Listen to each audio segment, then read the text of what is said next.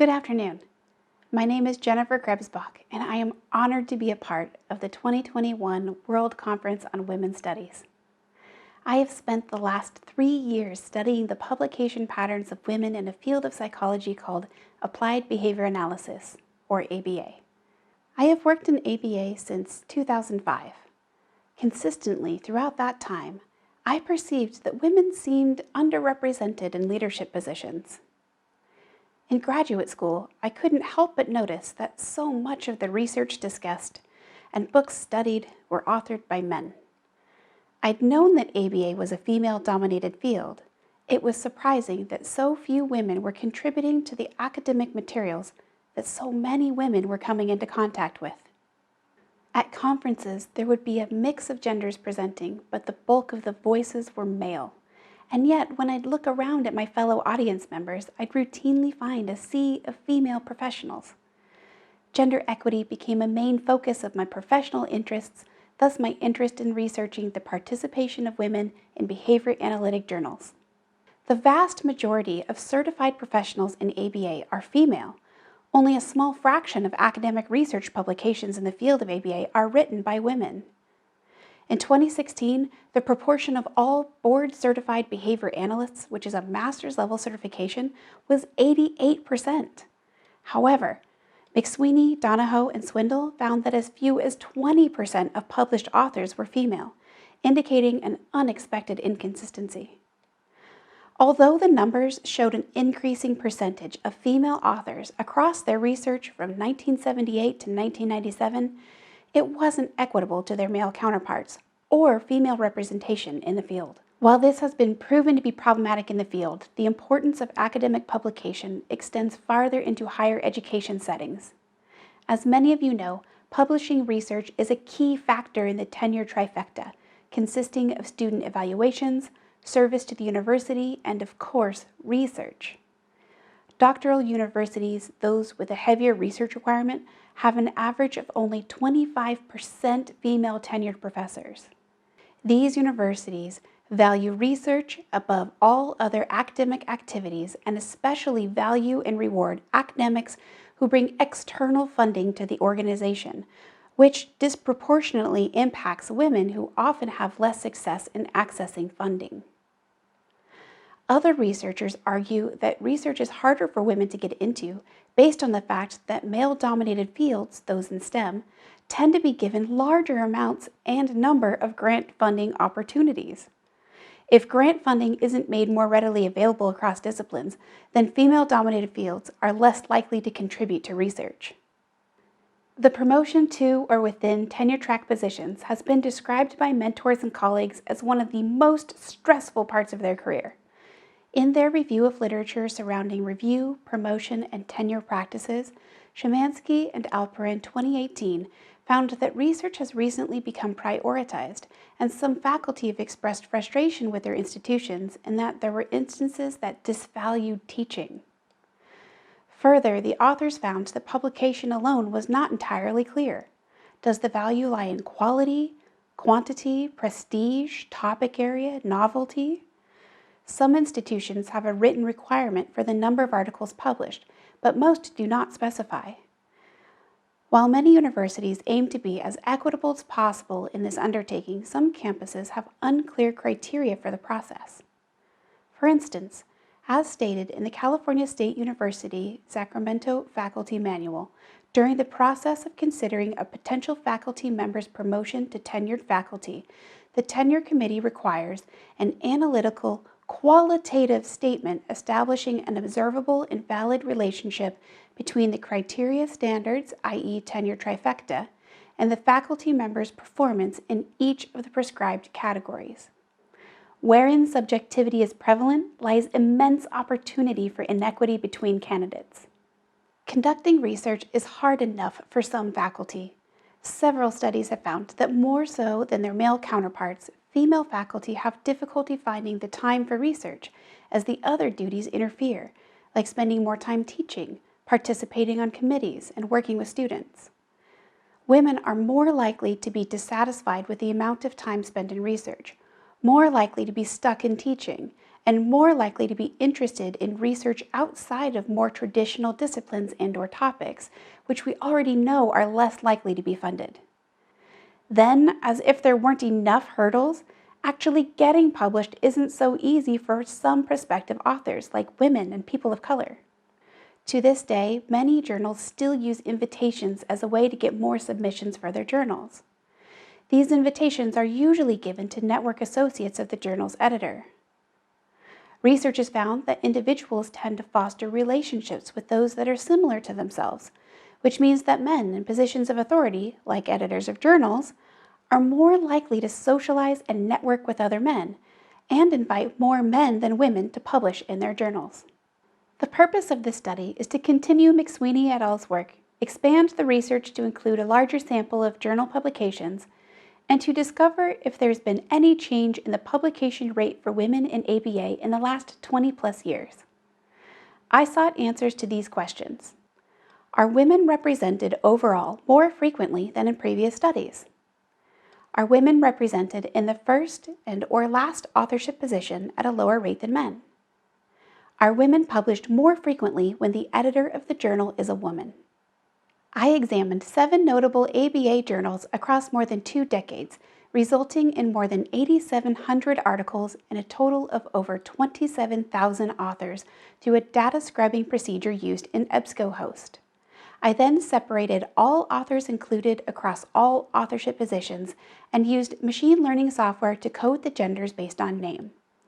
I used the reliability score to determine which authors to code manually. Any return that resulted in less than 80% probability, I either coded them based on my personal experience with the gender of someone with that name, i.e. Jennifer would be female, Mark would be male, or I conducted further research by searching for their name in Google Scholar, ResearchGate, OrcID Registry, and their listed university affiliation. Once found, I attempted to find reference to their pronouns.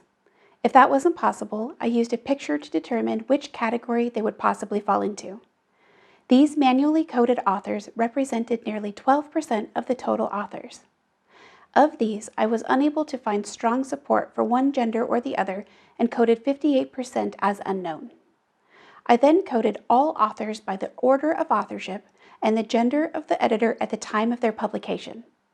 I ran several statistics and divided the findings to show patterns across both years and journals.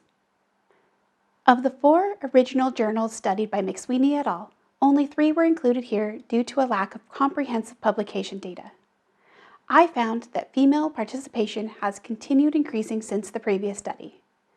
This remains true for all the other 4 journals studied. All 7 showed an upward trajectory.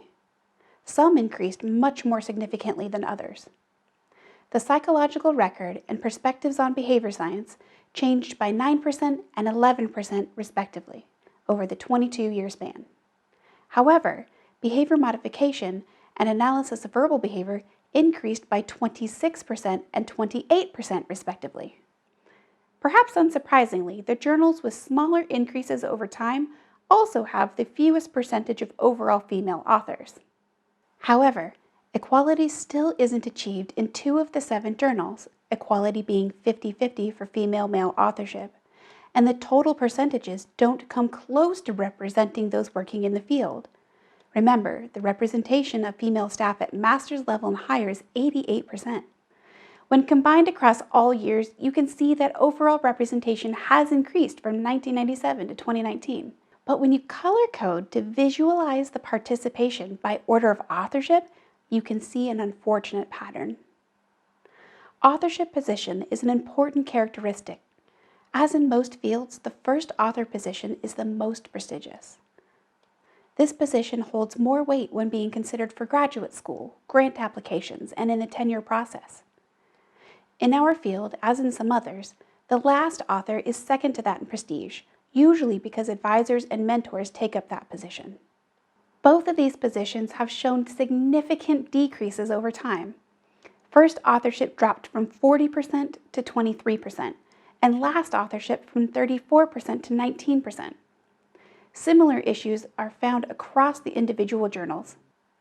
Of the total percentage of female participation, females as first and last author are low for most of the journals. Behavior research and therapy had the largest percentage of female authors, but the smallest percentage of female first authors.